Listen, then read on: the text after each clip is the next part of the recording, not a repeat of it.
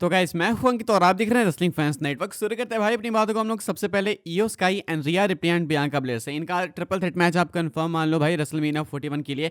हमने देखा Monday night raw के अंदर कि रिया रिप्ली से टाइटल ले ली है फाइनली इयो स्काई ने, एंड वो बोरिंग रेन खत्म हो चुकी है। अब फिलहाल के लिए रेसलमेनिया के लिए मैच सेट है इयो स्काई बियांका ब्लेयर का। डीप डाउन हम सबको मालूम है कि ये मैच ट्रिपल थ्रेट होने वाला है। इसके पीछे मल्टीपल रीजन है। एक तो कि भाई कोई भी स्टोरी फॉलो करता है तो देख के आइडिया लग जाएगा कि अगर चैंपियन को रेसलमेनिया के इतने क्लोज आ रहा है तो ऑब्वियसली बात है भाई उनको रीमैच सीधा रेसलमेनिया में देंगे। और दूसरा भाई रीजन ऐसे स्टेट करने की नीड भी नहीं है। हम सबको मालूम है कि रिया रिप्ली ट्रिपल एच की फेवरेट है, ट्रिपल एच को पसंद है, तो इनका मैच तो होना ही होना है। वो होंगी डेफिनेटली वर्ल्ड टाइटल मैच में। तो ऐसे में इनका मैच कंफर्म ही था। इतने में रसल वोट्स रेडियो ने भाई इसके ऊपर और भी ज्यादा कंफर्मेशन दे दिया एंड इन्होंने कंफर्म बताया रसल वोट्स रेडियो में कि आपको मैच देखने को मिलेगा इयो sky, Bianca Blair and Riya replay का रेसलमेनिया 41 में। यानी कि ये मैच आपको शायद नाइट 1 को मेन इवेंट भी करते हुए देखने को मिल सकता है। क्यों?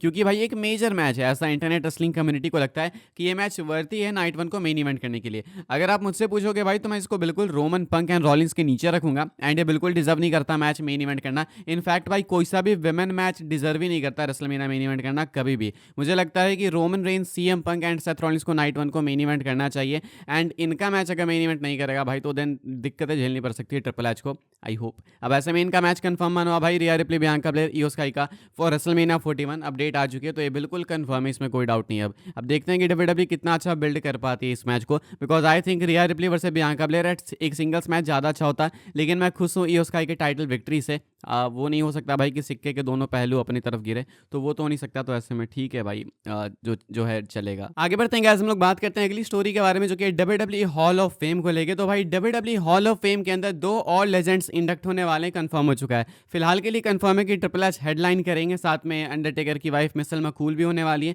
कुछ और लेजेंड्स आप लोग एक्सपेक्ट कर सकते हो आने वाले टाइम में कि अनाउंस होंगे। फिलहाल 2 कंफर्म हो चुके हैं, अनाउंस नहीं किए गए हैं, लेकिन रसल वोट्स ने रिपोर्ट कर दिया रसल वोट्स रेडियो में। इन्होंने क्या बोला है वो मैं आपको बता देता हूँ, आप स्क्रीनशॉट भी देख सकते होगे। कहा जा रहा है natural disasters, earthquake and typhoon will be going into the WWE hall of fame. Russell votes radio के अंदर रसल वोट्स का कहना है कि नेचुरल डिजास्टर्स यानी कि अर्थक्वेक एंड टाइफून यानी भूकंप और तूफान, ये दोनों इंडक्ट होने वाले हैं इस साल हॉल ऑफ फेम में। इनको इंडक्ट कौन करेगा नहीं पता, लेकिन ये दोनों इंडक्ट होने वाले हैं। फिलहाल इससे ज्यादा हॉल ऑफ फेम को लेके कोई भी न्यूज नहीं है। पता नहीं है कि हॉल ऑफ फेम में इनके अलावा और कौन इंडक्ट होगा। साथ में ये भी नहीं पता कि हॉल ऑफ फेम होने कब वाला है, कितना लंबा होगा, कहाँ पे होगा, कुछ नहीं पता, कोई आइडिया नहीं है। तो फिलहाल काफ़ी सारे डाउट्स हैं, लेकिन इतने सारे डाउट्स में एटलीस्ट हमें एक नई अपडेट जानने को मिली है रसल वोट्स की तरफ से। वो ये है कि नेचुरल डिजास्टर्स इंडक्ट होने वाले हैं हॉल ऑफ फेम में। आगे बढ़ते हैं गाइस, हम लोग बात करते हैं हिंदी कमेंट्री के बारे में। सुनने में आया भाई कि मंडे नाइट रॉ में हिंदी कमेंट्री नहीं थी, ऐसा मैंने कमेंट्स में पढ़ा भाई। कुछ लोग मैसेज भी कर रहे थे, तो सोनी पे हिंदी कमेंट्री क्यों नहीं थी भाई? इसका ऐसे एग्जैक्ट आंसर तो मेरे पास नहीं है, मैं अंदाजा ही लगा सकता हूँ। मुझे क्या लगता है कि आप सारे लोग कंसर्न है। देखो शायद हो सकता है, मैं बस शायद बोल रहा हूँ, मेरे पास कोई फैक्चुअल नॉलेज नहीं है, ठीक है, मैं बस अंदाजा लगा रहा हूँ। शायद हो सकता है कि जो नेटफ्लिक्स वाली डील है जो अभी आने वाली है उसके कारण ये चेंजेस हो रहे हैं। बिकॉज शायद जब टीवी से हट जाएगी डब्ल्यूडब्ल्यूई तो हिंदी कमेंट्री का लेके ये करने भी कुछ नहीं वाले हैं। तो अब ऐसे में हिंदी कमेंट्री धीरे धीरे शायद हटा रहे होंगे। मैं सिर्फ गेस कर रहा हूँ, हो सकता है अगले शो से आपको देखने को मिल भी जाए हिंदी कमेंट्री। मुझे नहीं पता कि कब से ये कमेंट्री हटी है। मैंने कमेंट्स देखा भाई एंड मैसेजेस पढ़े मैंने, तब मुझे पता चला कि 10/3 पे से हिंदी कमेंट्री हट गई है। अब क्या वो सिर्फ मंडे नाइट रॉ के लिए थी या फिर पहले से? तुम कमेंट करके बताना। लेकिन मुझे नहीं लगता कि पहले से, अगर पहले से होती तो पहले ही मुझे मैसेज आ जाते हैं। मुझे कोई आइडिया नहीं है, लेकिन आई थिंक कि शायद ये नेटफ्लिक्स वाले चेंजेस के कारण हो रहा है। तो शायद आपको आदत डाल लेनी चाहिए, बट आई रियली होप भाई कि आप जितने भी लोग देखते हो सोनी 10/3 पे भाई उनके लिए हिंदी कमेंट्री आ जाए। मैं नहीं देखता भाई ऐसे सोनी 10/3 पे कभी भी, मैं तो रेयरली भाई लाइव भी देखता हूँ डब्ल्यूडब्ल्यूई के शोज आजकल। बट आई होप भाई कि जितने भी लोग एंजॉय करते हैं लाइव ऐसे हिंदी कमेंट्री सुन के तो वापस आ जाए। बट फिलहाल कोई ज़्यादा आइडिया नहीं है, कोई अपडेट वगैरह कुछ ऐसे पता चली ऑफिशियल तो मैं आपको बताऊंगा।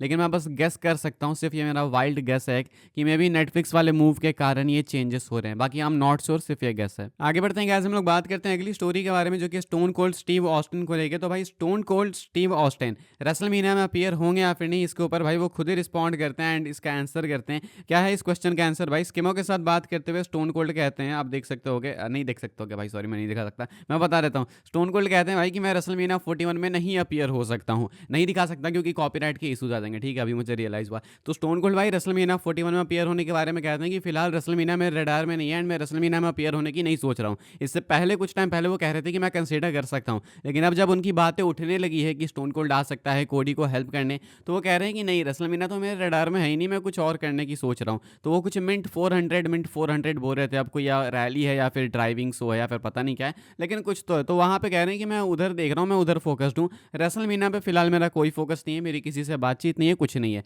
तो हो सकता है स्टोन कोल्ड यहाँ पे डाइवर्ट करने की कोशिश कर रहा हूँ, ऐसा डब्ल्यूडब्ल्यू टैलेंट्स करते हैं, तो ऐसा नहीं है कि कोई बहुत शॉकिंग चीज़ है। ऐसा नहीं है कि स्टोन कोल्ड ने बोल दिया नहीं आएँगे तो वो नहीं आएँगे, एंड ऐसा भी नहीं है कि अगर स्टोन कोल्ड ने बोल दिया कि वो आएँगे तो वो आएँगे ही, ऐसा कन्फर्म किसी भी केस में नहीं कह सकते हैं। हाँ, अगर वो खुद बोल देंगे तो थोड़े से चांसेस बढ़ जाएँगे, लेकिन वो भी 100% श्योर मत मानना आप। आगे बढ़ते हैं गाइस, हम लोग बात करते हैं अगली स्टोरी के बारे में, जो कि कोडी रोड्स को लेके, कोडी रोड्स के इंजरी को लेके। ट्रैविस स्कॉट का थप्पड़ बहुत जोरदार पड़ता है भाई। वो कहते हैं ना कि प्यार से डर नहीं लगता, थप्पड़ से लगता है।